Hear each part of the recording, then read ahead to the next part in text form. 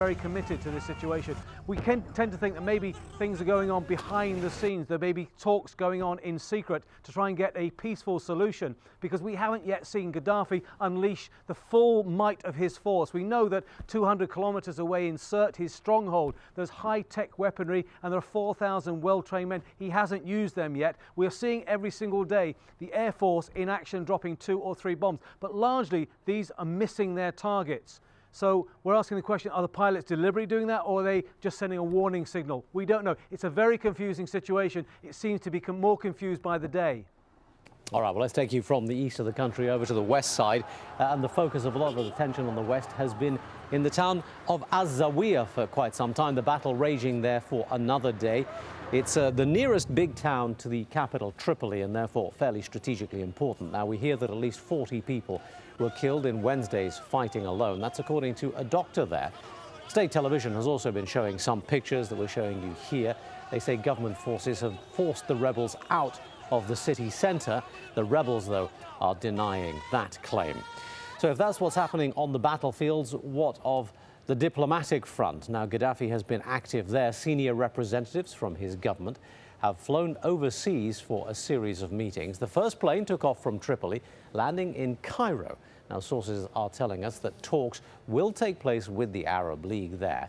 Another plane stopped briefly in Malta before flying on to Lisbon, where Portugal's foreign minister has agreed to an informal meeting with Gaddafi's envoy. And a third plane briefly stopped in Paris before heading on to Brussels. Our sources understand that talks could be held there with the EU and NATO. Alan Fisher has more from Brussels.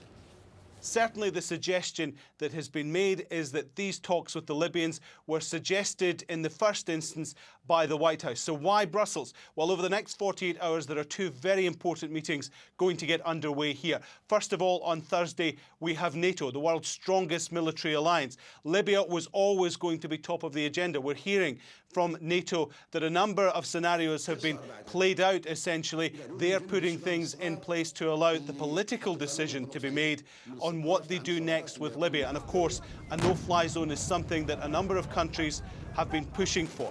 And then there is a meeting of EU leaders on Friday as well. What we're likely to see there are the sanctions that have been imposed by a number of countries against the Gaddafi regime be extended right across Europe. So such as the Sovereign Wealth Fund, which owns shares in a number of companies across Europe, owns properties across Europe, runs bank accounts for the Gaddafi family, all of those will be frozen. So we're seeing Muammar Gaddafi claiming substantial victories militarily in Libya at the moment, but also it now looks as if there's a diplomatic offensive underway to speak to the African Union, the EU and NATO. What will develop will become clear, hopefully, within the next 48 hours. But it certainly is a very interesting development, and Brussels here, right at the heart of what's going to happen. Well, it's not only Gaddafi's men that have been active on the diplomatic front. A senior representative of the opposition's National Council has also been calling for EU recognition. For more on this subject, let's join Phyllis Bennis, who's a fellow at the Institute for Policy Studies, joining us live from Washington. Phyllis, thank you for being with us. It would appear that the diplomatic initiatives are being seen as necessary by both sides now, because the military situation looks like becoming something of a standoff. How do you read the current situation? I think it's almost as confusing as trying to read the military situation. It's very hard to know exactly where the diplomacy stands. I think there are a number of forces in play. Certainly Gaddafi's own people are trying to engage. It's not clear who will talk to them or at what level. There are reports of, as you mentioned earlier, that there have been representatives of Gaddafi's government in several capitals in Europe. At the same time, there are indications from the opposition forces that they are opening the possibility of negotiations. There was talk this morning of the possibility of an ultimatum that Gaddafi would be given 72 hours within which to step down, and in return that perhaps he would not face prosecution in The Hague at the International Criminal Court. All of this is being somewhat behind the scenes. There's denials from both sides, but it looks like there are efforts underway to at least begin some kind of backroom negotiations. The key question will be the role of the United Nations. And I think there we're going to see a very different situation. The fact that there's negotiations now underway with NATO is somewhat troubling because NATO is not a diplomatic institution, should not be making diplomatic decisions. NATO is a military institution, and any decision it makes is going to be based on the legitimacy of a military response, which is not at all I think what is going to help at this point. Further militarization by outside forces is not going to bring the possibility of a non-military solution any closer. One can forgive to a certain extent, I suppose, the confusion that we see on the Libyan side, the positions being taken by both Gaddafi's people and the rebel forces under the circumstances is understandable. But what about from the international community side? Have they been focused enough and united enough in their approach to this?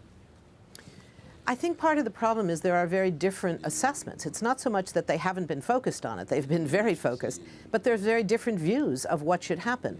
There is a view in some capitals and here in Washington among some members of Congress, other powerful voices in the media and elsewhere are calling for a no-fly zone. We know that there are the parts of the leadership, at least of the Libyan opposition, is also calling for a no-fly zone, but saying, but we don't want military intervention. The problem is there's no way to do one without the other. You can't have a no-fly zone that isn't military intervention. And I think that there is a widespread understanding that, one, it does not protect Libyan civilians from where the real danger comes, which has been ground attacks. But should Number two, we know that I'm sorry to interrupt, but I'm just wondering, should they be more focused in maybe alienating Gaddafi? I mean, I know that they've been reasonably vocal now, after a while, of denouncing him, but should they actually be rebuffing his diplomatic attempts more obviously and welcoming more obviously the diplomatic attempts by the rebel groups? I think diplomacy is always more important than force, and I think that there's no reason to rebuff any serious diplomacy. What is and is not serious diplomacy remains a little bit unclear right now. But I think that it would be a mistake to say we're not going to talk to anyone in the regime if there is the possibility of a diplomatic arrangement by which Gaddafi could save face and leave. That would certainly be preferable to more people dying.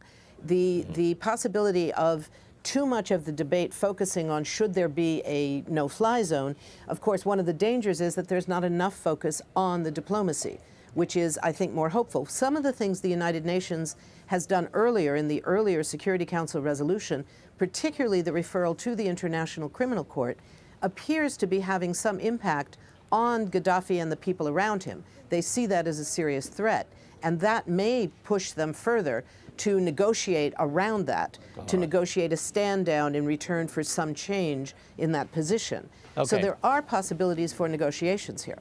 Phyllis Bennis, we'll leave it there. Thank you for talking to us. Phyllis Bennis, live from Washington. And we'll have more on the political calculations that have been going on in Washington in just a few minutes. Also ahead on this program, we'll tell you about the squatters who've taken over the multi-million-dollar home of Muammar Gaddafi's son. That group's calling itself Topple the Tyrants. They say that this asset, this house, was gotten through ill-gotten gains, so it should be handed back to the Libyan people.